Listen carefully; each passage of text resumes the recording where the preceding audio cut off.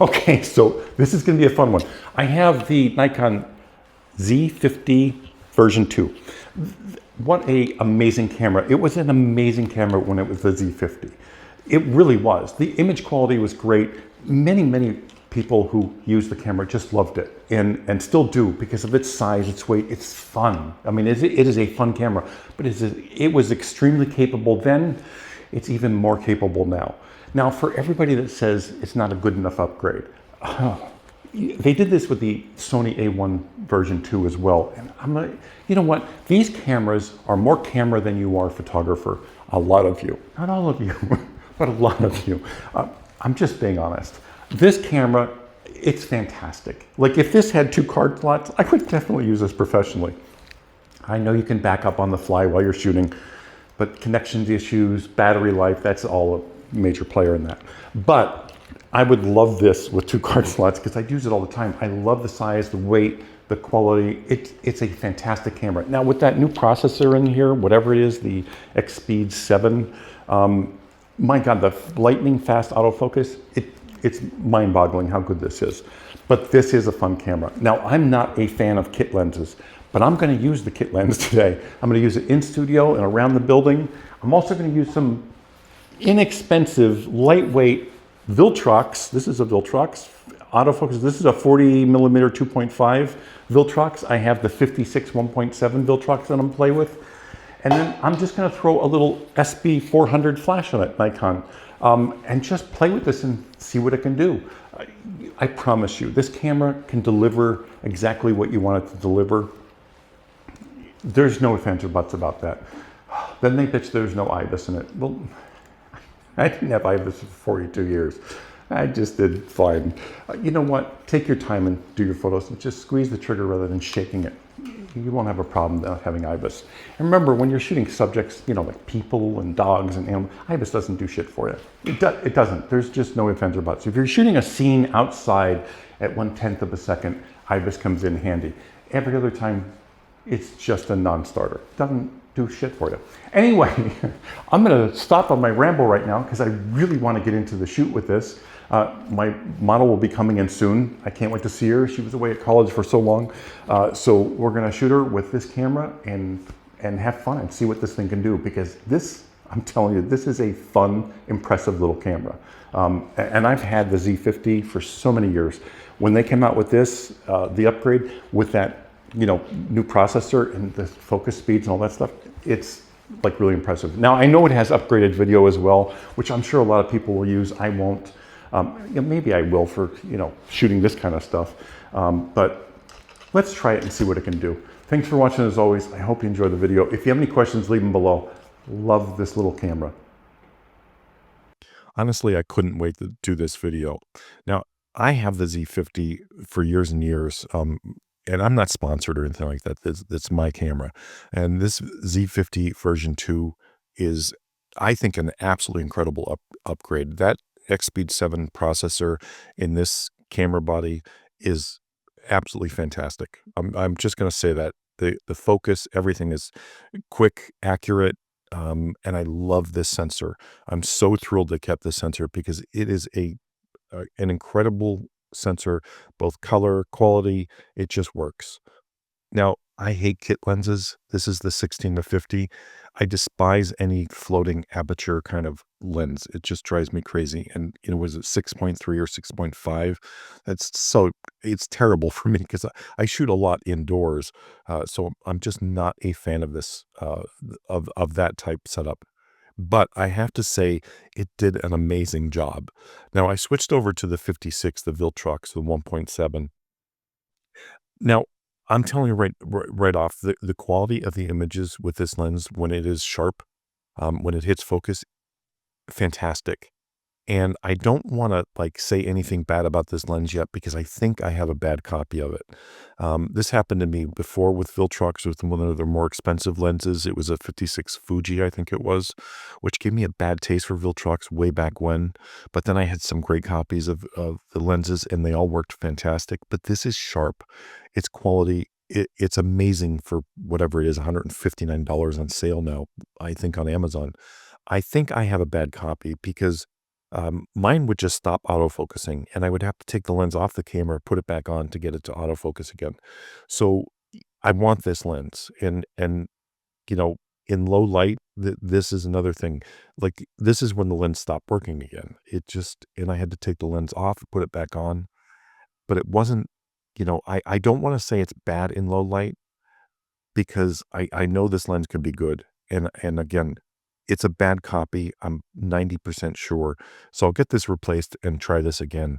But when it was on and when it was working, it was fantastic. It did a great job, and I had no issues, which you will see, later in this little hallway section. It's a great lens, but if you get a bad copy, don't stick with it. Just return it immediately, get it replaced, and you'll get a good copy. Uh, with a $150 lens, $160 lens, whatever it is, your quality control is not going to be there like it would be with a $500 or $1,000 lens. So there's bound to be some that have issues. Uh, Again, just swap it out and buy it off of Amazon because it's easy to return and then get it replaced. That being said, and now I'm just using the SB400 in TTL on the camera now, just to play with it, see how it is. It was a little underexposed, not bad, but this is in TTL mode. It did a nice job. I pulled these out in post a little bit because it was a tiny bit underexposed, but it did a nice job. And then that's a really old flash.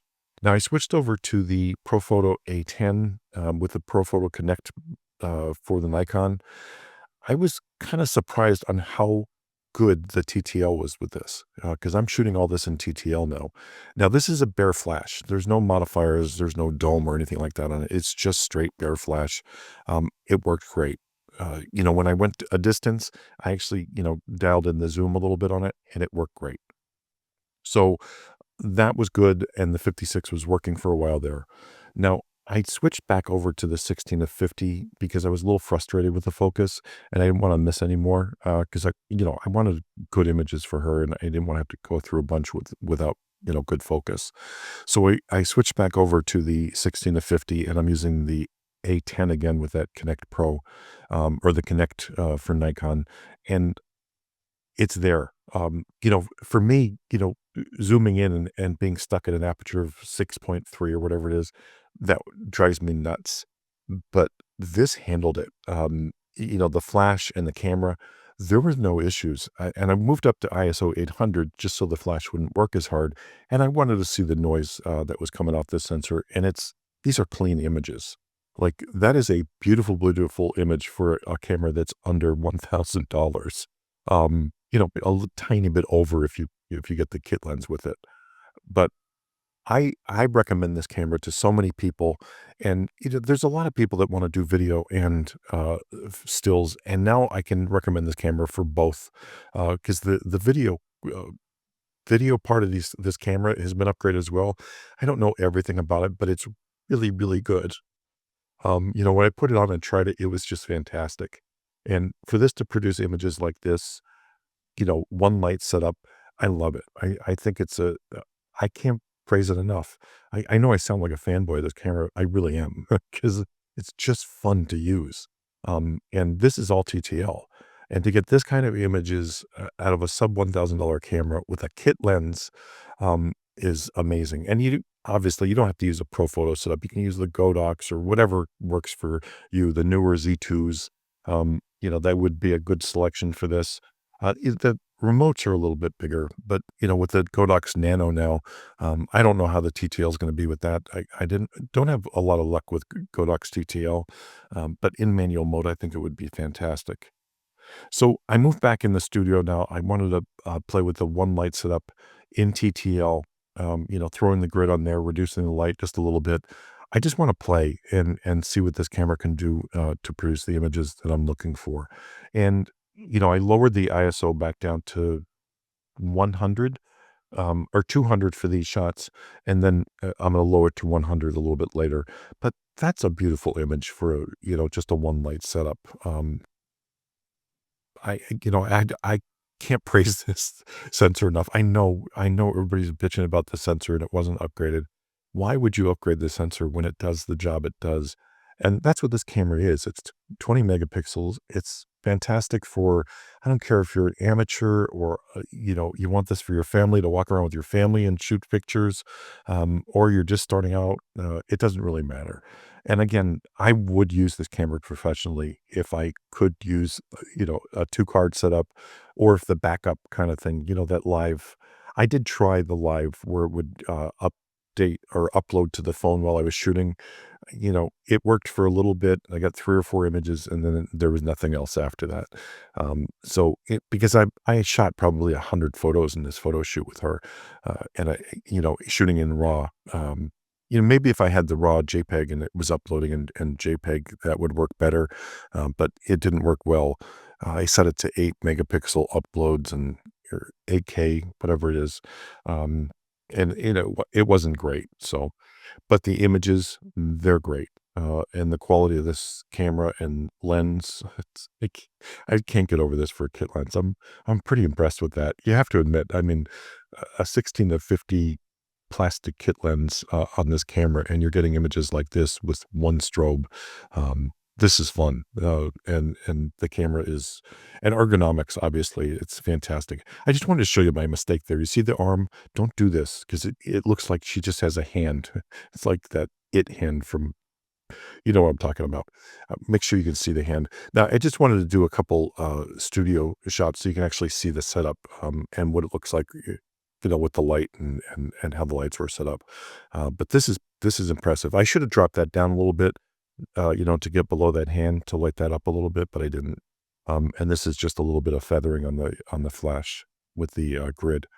Anyway, I hope you enjoyed this shoot. I had so much fun with this camera. I couldn't wait to review this and tell you what my thoughts were. And yeah, I'm definitely going to recommend this camera. I think it's fantastic. Such a fun camera to use. Thanks for watching as always. If you have any questions, leave them below.